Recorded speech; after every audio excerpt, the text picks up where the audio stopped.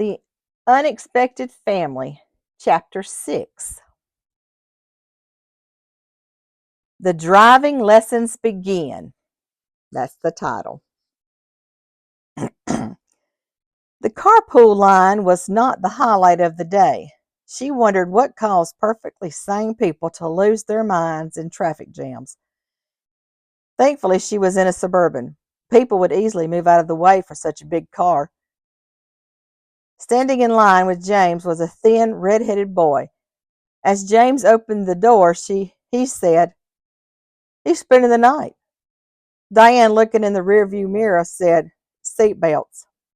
The boys grumbled something about never having to before. "We are not moving this vehicle until all seat belts are fastened." The boys stood their ground, refusing to buckle up. The look on their faces was priceless when she turned the engine off. Car horns began to blow as Diane single-handedly stopped the flow of traffic. The teacher on duty had begun to approach the car when Diane heard two clicks. Now that the car was in motion, she asked the boys what radio station they would like to hear.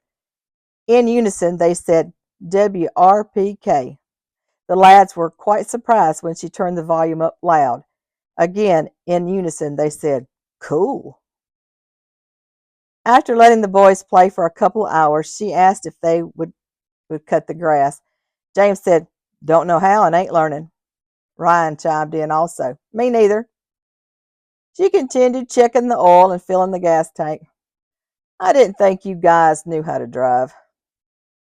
James looked at Ryan. "What do you mean drive?" She closed the hood.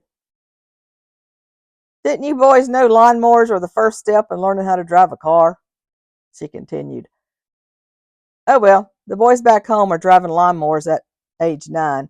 Boys up here must be slower." She cranked the lawnmower and headed towards the front yard. It didn't take long before both boys were begging to learn. James insisted he was first since it was his house. Diane gave both guys a thorough lesson and watched them sitting on the lawnmower like it was a four-wheel drive pickup. Soon the front yard was looking better. The phone started ringing as she entered the kitchen to get the boys something cold to drink. "Hello?" "Hey, it's me. How's he doing?" Chuck asked. "He's fine. Do you want to speak to him?" Diane asked. "Sure." Diane opened the front door and called for James. "Hey, Dad, things are great. Gotta go." "Hang on, what's the rush?" Chuck said. "It's my turn to drive. Ryan is driving right now, and I want to be the one to drive it to the backyard." "Drive what?" his dad questioned. "The lawnmower. Bye, Dad. Love you." He handed the phone back to her. "Hello?" Diane wasn't sure if he was still on the phone.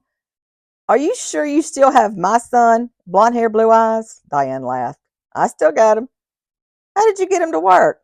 "Tricks of the trade. I can't reveal my sources," Diane said and then giggled.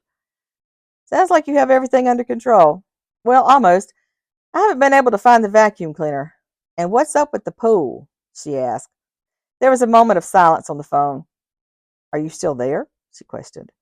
"Yeah, it's just, well, the vacuum is at the bottom of the pool," Chuck explained. "Come again?" Diane said. She was puzzled. "Don't ask. Just go buy another one." "Okay. Anything else?" he asked.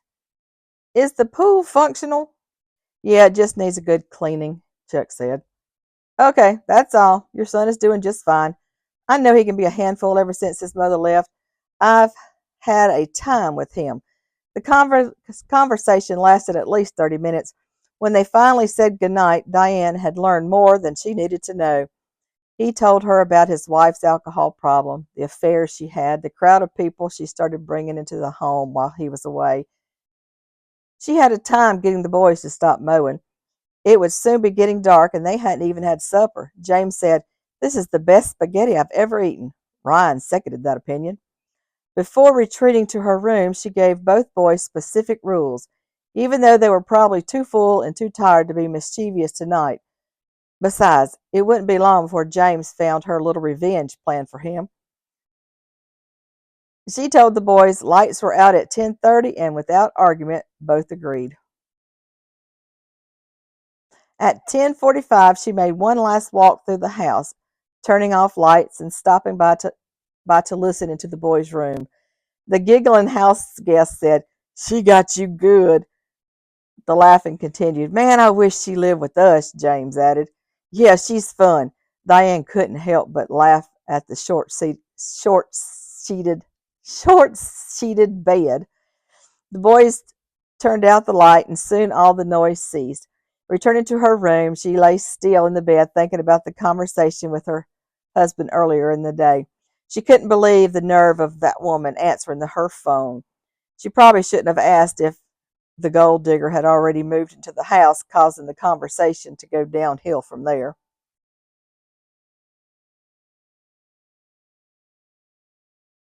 There you go. Another chapter.